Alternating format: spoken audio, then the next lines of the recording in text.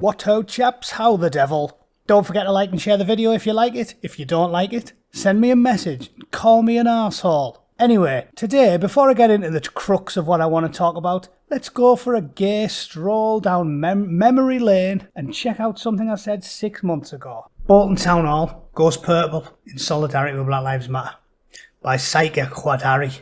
Town Hall was bathed in purple last night in solidarity with George Floyd and the Black Lives Matter movement. So a career criminal who's never even heard of fucking Bolton loses his life, and civic buildings across all 10 boroughs were lit up purple. Right? Well, do you know who did know where Bolton was? Definitely knew where it was and was born and raised in Bolton? Emily Jones. Do you recognise her? She was born and raised in Bolton. And on the 22nd of March 2020, she got stabbed in the throat by an Albanian immigrant as she rode a scooter through the park. The coroner said, in my 20 years, this is one of the most tragic deaths I've ever dealt with. She didn't get a purple town hall. Probably nobody in Bolton knows who she is, other than her immediate family and friends, because the BBC and the like don't really want to talk about it. Instead, they light up the town hall purple because a random foreign criminal got killed. I can't really think of anything funny to say, and I'm not really in the mood. I'm still not in the mood, but I'll do my best to soldier on, because that's what we do. Stoic Englishmen like myself, we stoically soldier on through all the trials and tribulations that life and a country ran by chicken McNuggets throws at us.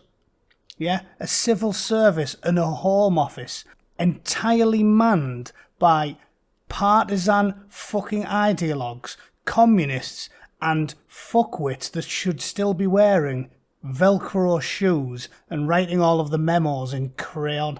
That is the people that serve us, ladies and gentlemen. The people that import ISIS jihadis, full-blown killers like the Libyan terrorists that fathered the lad that murdered 20 little kids in Manchester. Yeah, those are the people that we import.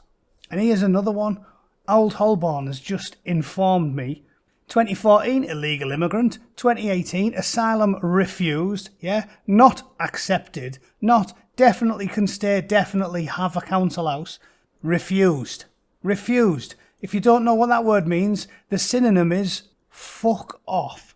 Yeah, that's what refused means. Guess what happened? Not deported, because they never fucking are. Never. I know dozens of lads in the Met.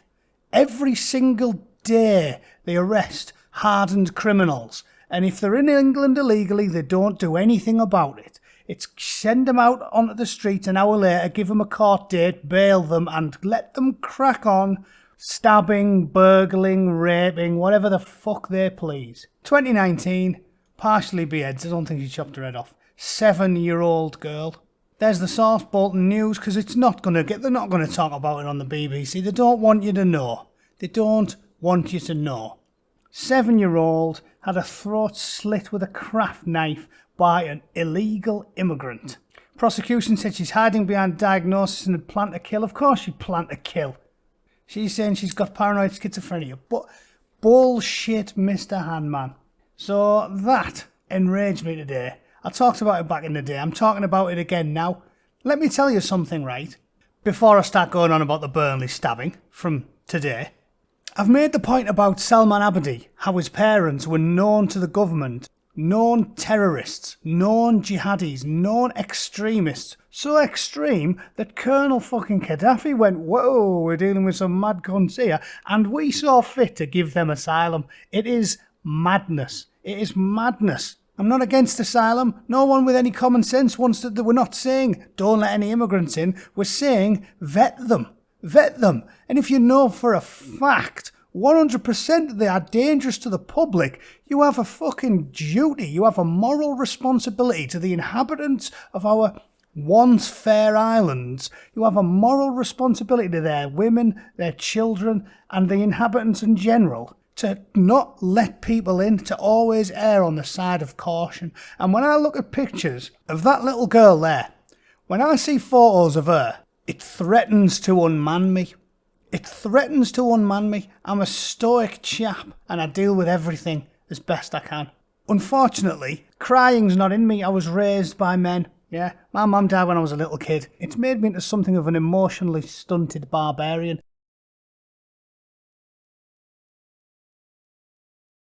So I deal with things in the only way that I know how. And you know how I deal with things like that? It's extreme rage, right? It's furious, righteous anger. And let me tell you something. They'd better pray that nothing as awful, as devastating as that ever happens to me. I think I could deal with a murdered wife if I had to. I think I could deal with a murdered father or mother.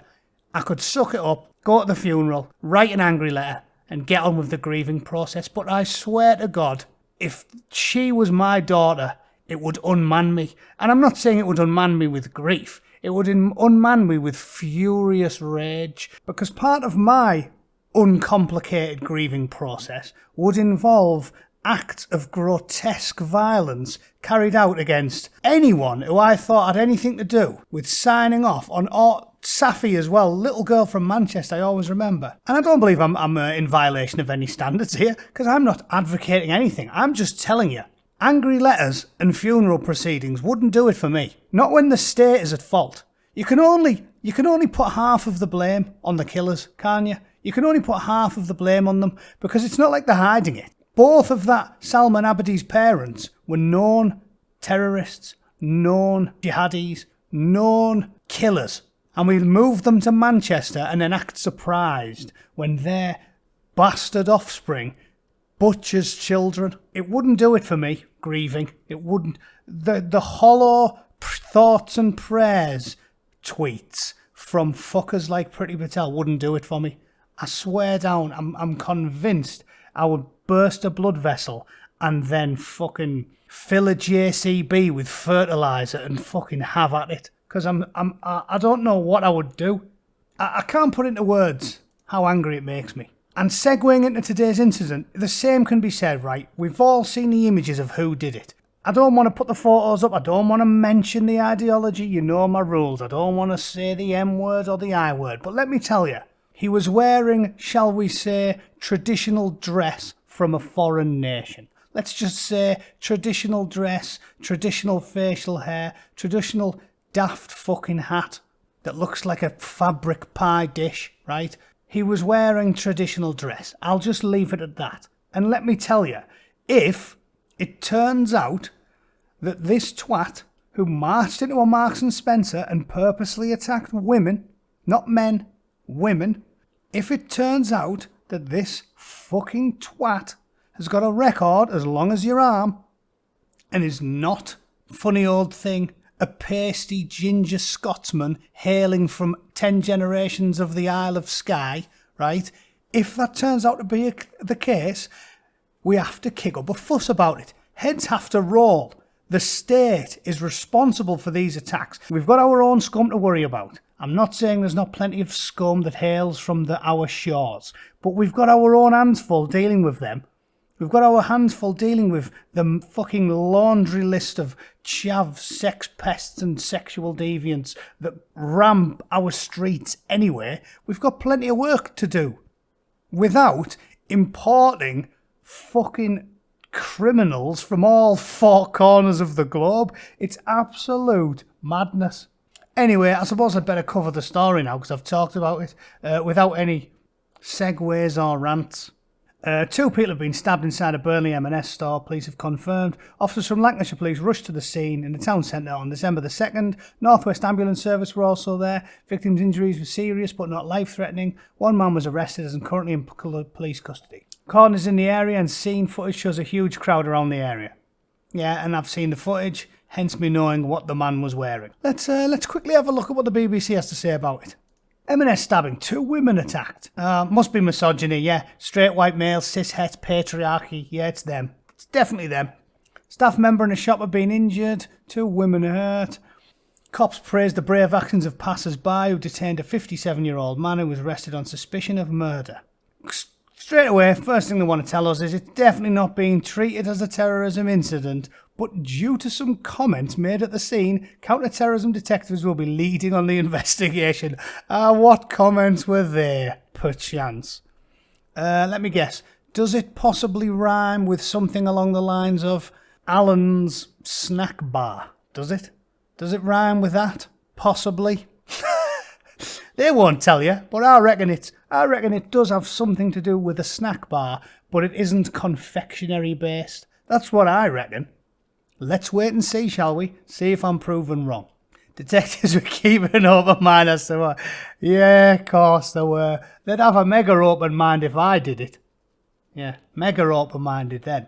As usual, the general public sorted it out. It says without their brave actions, it would have been so much worse. Of course it would have been, because the general public now has to police the streets, because we only hire midgets, disabled, lesbians, LGBT activists, scrawny, couldn't feed the ducks, anorexics, or morbidly obese, roly-poly coppers. So obviously the general public have to fix it, because they're the only bastards who can do any fucking crime fighting in this day and age. Carl Stredder said he was shopping with his wife, noticed another man holding someone down, and then the police arrived, and there was police everywhere. Not that many police though, not as many as if he was a white guy who coughed near someone. Right? Only a few coppers, that's why the general public had to fix it. So there's BBC's version of events. No mention of the I word or the M word. No mention of what strange word he said. Again, surely something to do with confectionery. I'm convinced of it. So there we go. There's the news from the day. I don't need to say any more about it, do I? Heads need to start rolling, folks. I don't know how to say it any stronger than that. Every single time someone stabs someone, rapes someone, or murders someone, and the person who did it wasn't born and raised in the UK, we should be asking, how did they get here? Why did they come here? Who gave them the right to come here? And did they have a criminal record, or at least a cursory background check completed before we signed off on giving them a passport? Again, nothing reactionary, nothing far right, nothing crazy. Just the basics. Do we do our due diligence and do a basic fucking background check on fighting age men from the third world before we give them permission to live next door to a primary school? Right? That's all I want to know. Someone, please tell me. Let's await further developments and see if the angry Bootneck called it. Thanks for listening, guys. I'll see you very soon. Unless they bar me forever. It's blatantly coming, isn't it? It's blatantly coming. Wrong think is not allowed on this platform. Cheers, guys. See ya.